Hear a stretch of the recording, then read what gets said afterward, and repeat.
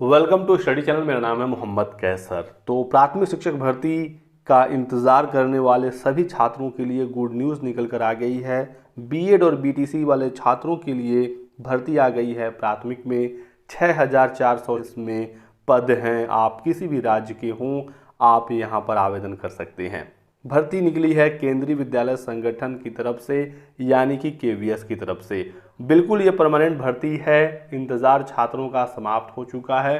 पिछली भर्ती केवीएस की आई थी 2018 में और अब 2022 के लास्ट में ये भर्ती निकली है। इससे पहले कई बार संविदा पर भर्ती निकली थी, लेकिन जो परमानेंट भर्ती का इंतजार था वो आज समाप्त हो गया है। टोटल 6464 इसमें पद हैं और कैटेगरी वाइज यदि आप देखेंगे तो अनरिजर्व सीटें हैं 2599, ओबीसी के लिए 1731, एससी के लिए 962, एसटी के लिए 481, ईडब्ल्यूएस के लिए 641 और टोटल यहाँ पर 6414 पद हैं। और यहाँ पर OH और VH के लिए भी पद रिजर्व किए गए हैं। फॉर्म भरना शुरू हो जाएगा दोस्तों 5 दिसंबर से, जो चलेगा 26 दिसंबर तक। तो अभी थोड़ा सा समय है आपको फॉर्म भरने में। आप अपनी तैयारी में जुट जाइए, समय को बिल्कुल भी वेस्ट ना करें। यहाँ पर बताया गया है इम्पोर्टेंट पॉइंट में कि बीएड के जो स्टूडेंट हैं वो पीआरटी में एलिजिबल रहेंगे, वो फॉर्म भर सकते हैं। लेकिन जो उनका फाइनल सिलेक्शन है वो डिपेंड करेगा सुप्रीम कोर्ट के ऑर्डर पर। तो आपको पता ही है कि बीएड वर्सेस बीटीसी का विवाद चल रहा है और सुप्रीम कोर्ट मामले को सुन रही है। तो जो सुप्रीम कोर्ट से फैसला आएगा, यदि बीएड को सुप्रीम कोर्ट मानती है एलिजिबल प्राइमरी में, तो फिर बीएड वाले प्राइमरी में यहाँ पर शिक्षक बन सकते हैं। और यदि किन्हीं कारणों से, किन्हीं वजहों से बीएड को प्राइमरी से बाहर कर दिया जाए, तो ऐसे में यदि आप यहाँ पर सेलेक्ट हो भी जाते हैं तो भी बाहर कर दिया जाएगा। बाकी बीएड को फिलहाल आवेदन करने से रोका नहीं गया है, कोई समस्या नहीं। आप फॉर्म आराम से भरिएगा। डीएलएड वाले छात्र भी एलिजिबल रहते ही हैं। इसी के साथ साथ जिन्होंने डीएड किया है या बीएलएड किया है, ये सभी छात्र प्राइमरी में एलिजिबल रहेंगे। बीएड वाले छात्रों के लिए ग्रेजुएशन में 50% नंबर जरूरी होगा। वहीं पर डीएलएड, टीएड, बीएलएड वाले छात्रों का इंटर में 50% नंबर जरूरी होगा। बाकी डीएलएड जहाँ पर अलग नामों से जाना जाता है, जैसे कि बीएसटीसी, जेबीटी, ये सभी छात्र एलिजिबल रहेंगे। एनआईओएस वाले छात्र भी एलिजिबल रहेंगे जिन्होंने डीएलएड किया है। तो आप लोग भी परेशान मत होइएगा। सीटेट का पेपर 1 आप पास होने चाहिए, तभी आप प्राइमरी के लिए आवेदन कर सकते हैं। अब कुछ छात्र ये पूछ रहे हैं कि हमने इस बार सीटेट दिसंबर 2022 में आवेदन किया है, हमने तो अभी परीक्षा दी नहीं है, एग्जाम हुआ ही नहीं है, हम लोग इस बार के प्राइमरी केवीएस में आवेदन कर सकते हैं या नहीं। तो दोस्तों, पिछली बार जब भर्ती आई थी 2018 में, उस समय ये व्यवस्था थी कि यदि आपने सीटेट में आवेदन बस कर दिया है तो अपना रजिस्ट्रेशन नंबर डाल दीजिए केवीएस के फॉर्म में और आप फॉर्म भर लीजिए। यदि आप सीटेट पास होते हैं तो आप केवीएस में एलिजिबल रहेंगे। तो चांसेस पूरे हैं कि वही वाली व्यवस्था इस बार भी होगी।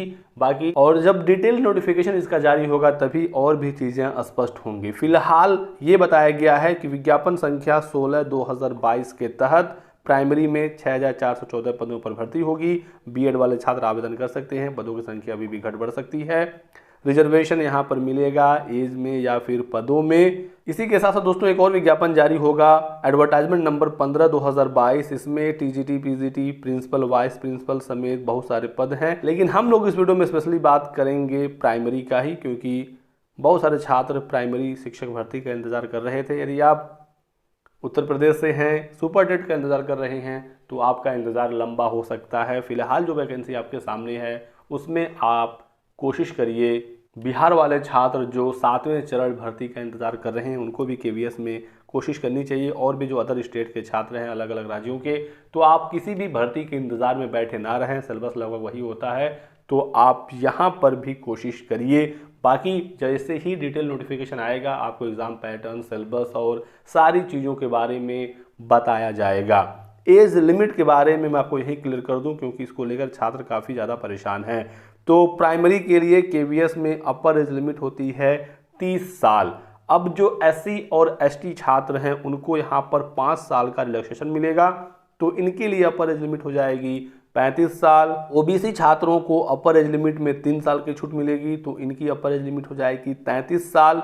और जो महिलाएं हैं वो किसी भी कैटेगरी से हों, चाहे वो जनरल हो, ओबीसी हो, एससी हो या एसटी हो, इनको अपर एज लिमिट में सीधे सीधे 10 साल की छूट मिलेगी। यानी कि सामान्य वर्ग की भी कोई महिला है, कोई फीमेल कैंडिडेट है तो उसका अपर एज लिमिट 40 साल होगा, और एससी एसटी और ओबीसी को तो ये रिलैक्सेशन मिलेगा ही मिलेगा। कहने का मतलब है कि महिलाओं को सीधे सीधे 10 साल की छूट मिलेगी, और जो पुरुष अभ्यर्थी हैं यदि वो एससी एसटी हैं तो उनको 5 साल का रिलैक्सेशन मिलेगा, ओबीसी हैं तो 3 साल का एज में रिलैक्सेशन मिलेगा। बाकी डिटेल नोटिफिकेशन आपका 5 दिसंबर या इससे पहले जारी हो जाएगा, तो आपको उसके बारे में सारी जानकारी दी जाएगी। फॉर्म वगैरह कैसे भरना है, सारी चीज़ें आपको इस चैनल के माध्यम से बताई जाएंगी। आप हमारे साथ जुड़े रहिएगा। और यदि आपको टीजीटी पीजीटी के बारे में जानना है डिटेल में, तो इस पर मैंने ऑलरेडी वीडियो बना दिया है, चैनल पर जाकर आप चेक कर सकते हैं।